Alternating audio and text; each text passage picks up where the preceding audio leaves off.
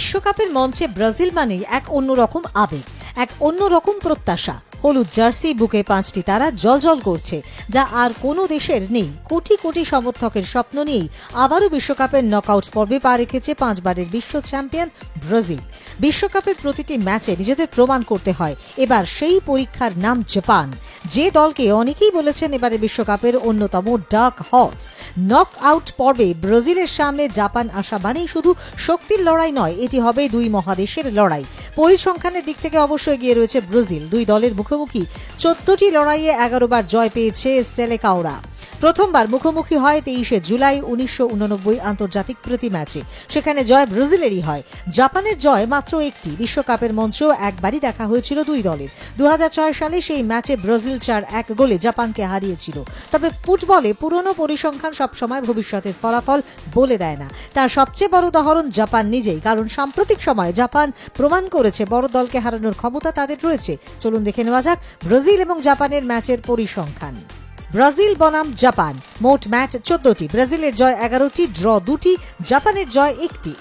পরিসংখ্যানে স্পষ্ট আধিপত্য রয়েছে 5বারে বিশ্ব চ্যাম্পিয়ন ব্রাজিলের। 2025-এর কিরিন চ্যালেঞ্জ কাপ ম্যাচে ব্রাজিলকে 3-2 গোলে হারিয়ে চমক দিয়েছিল জাপান। সেই জয় তাদের আত্মবিশ্বাস আরও বাড়িয়েছে। এবার বিশ্বকাপের নকআউটে তারা নামবে নিজেদের শক্তি এবং পরিকল্পনার উপর ভরসা করে। জাপানের ফুটবলের সবচেয়ে বড় শক্তি হলো তাদের গতি, অভিজ্ঞতা, শেষ মুহূর্ত পর্যন্ত লড়াই করার মানসিকতা।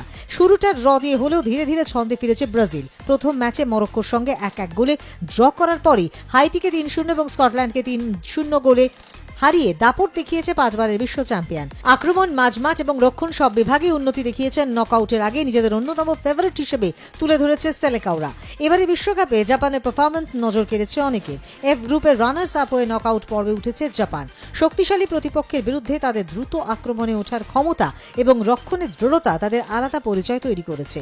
দলের ফুটবলাররা বিশ্বাস করেন যে নিজেদের পরিকল্পনা ঠিকভাবে মাঠে প্রয়োগ করতে পারলে ব্রাজিলের মতো শক্তিশালী দলকেও সমস্যায় ফেলা সম্ভব। জাপানের স্ট্রাইকার দাইজন মায়েদাও জানিয়েছেন নিজেদের স্বাভাবিক খেলাটা খেলতে পারলে যে কোনো প্রতিপক্ষকে হারানোর সুযোগ রয়েছে। অন্যদিকে ব্রাজিলও গ্রুপ পর্বে তাদের নিজেদের আধিপত্য দেখিয়ে পরের রাউন্ডে উঠেছে। দলের আক্রমণ ভাগে ভিনিসিয়াস জুনিয়রের গতি এবং দক্ষতা বড় অস্ত্র।